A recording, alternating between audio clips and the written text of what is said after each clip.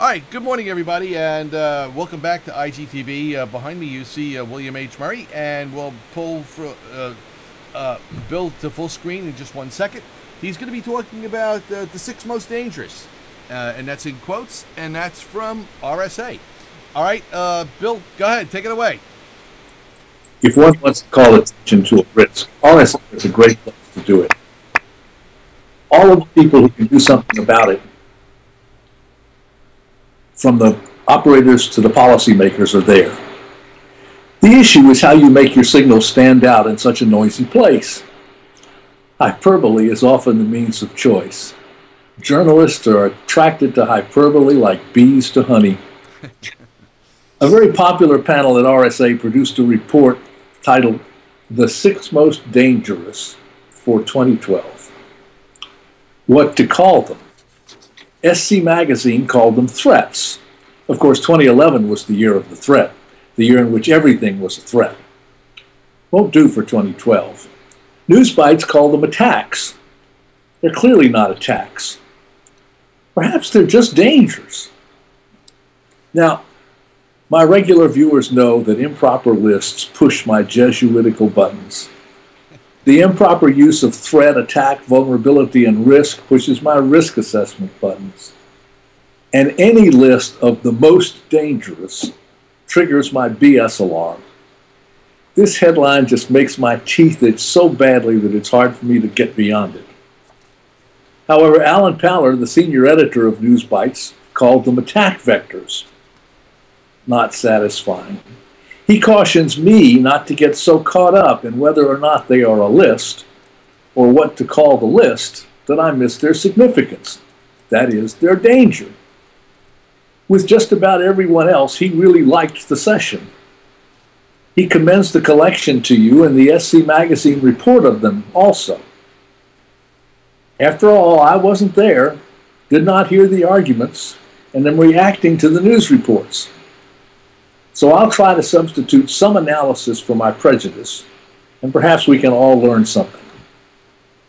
My colleague on the Newsbites editorial board, Ed Skutis, lead instructor for the SANS exploits, incident handling, and penetration testing courses, put DNS as command and control vector on the list. He's concerned that this use is particularly difficult to detect or resist. He notes that the work factor for the use of this vector has been reduced by the availability of tools that encapsulate much of the necessary special knowledge and work. Now, almost any normally open port can be used for getting information through a firewall or a perimeter, and almost any protocol can be used to leak information and obscure its flow. The use of servers as proxies can obscure the origins and destinations of traffic. Modifying the protocol or its use to resist its misuse without breaking its applications is difficult. Resisting command and control traffic operates late and assumes that the system communicating with its control is already compromised. Moreover, it is the bots that are the danger, not the command and control vector. We should be resisting infection and clearing up compromised systems. That there is one more obscure way to control them adds marginally to the danger and may do so in 2012. However, most dangerous? Hardly. Skutis is also concerned about the public key infrastructure. The heading in the SC article is SSL slapped down. But I do not know whether or not this was the characterization by Ed or of the reporter. However, it refers to successful attacks last year against two certificate authorities, Komodo and DigiNotar, that resulted in the circulation of forged certificates. Such certificates could be used to confer legitimacy on malicious programs or to implement man-in-the-middle attacks on SSL.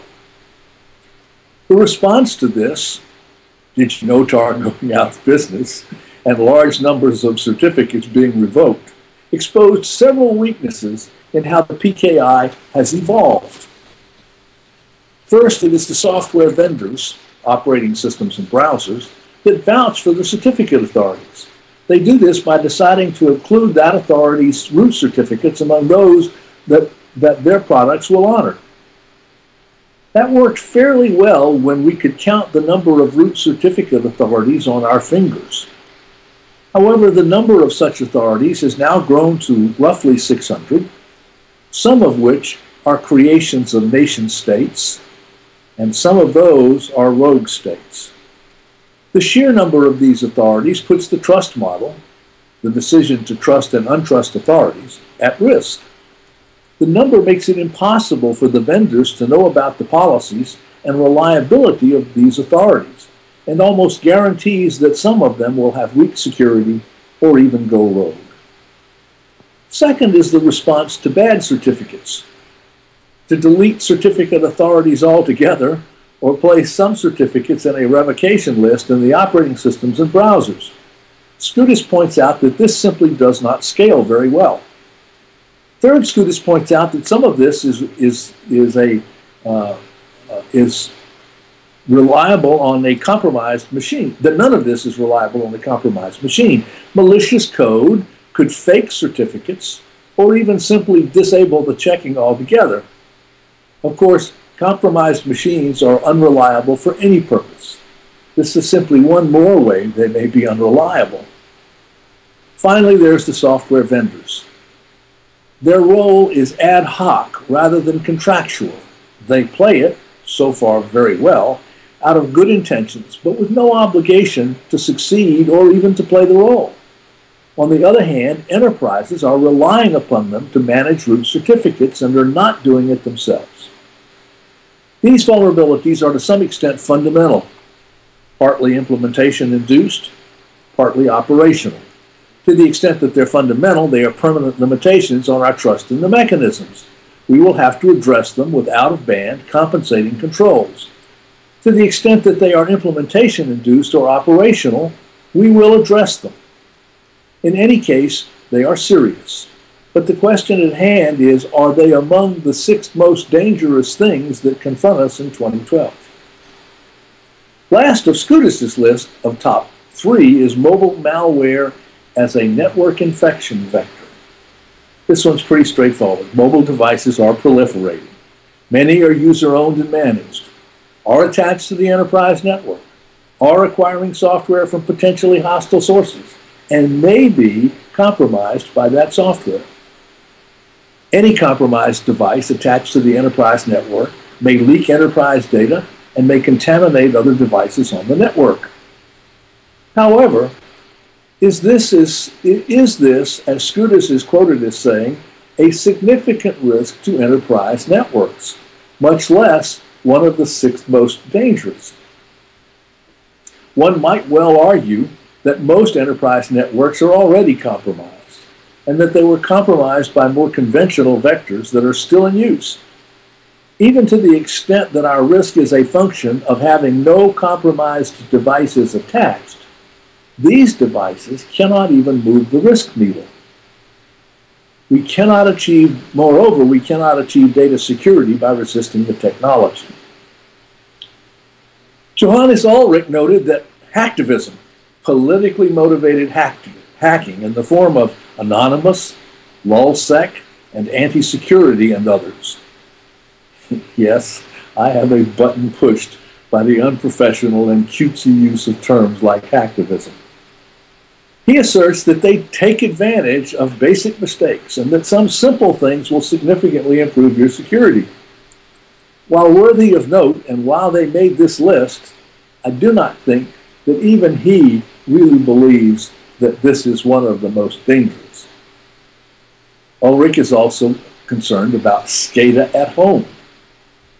As an aside, DHS has made SCADA into a scare word, mostly because of its use to operate the power grid.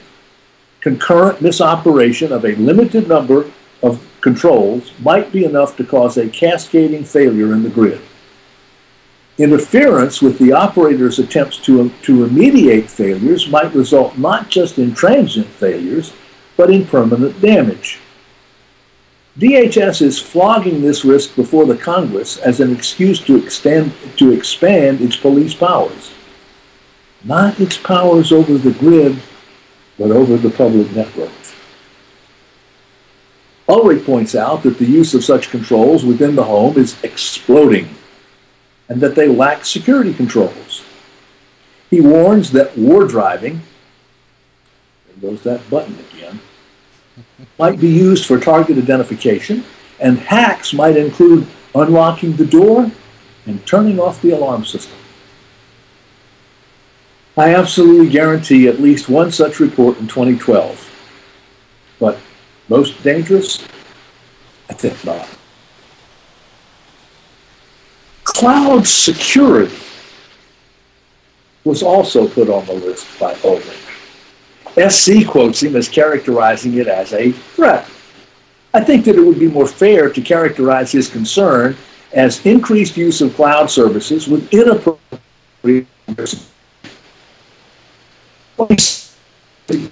I'm losing you, Bill. You're chopping up. All right, everybody. We're gonna hit that here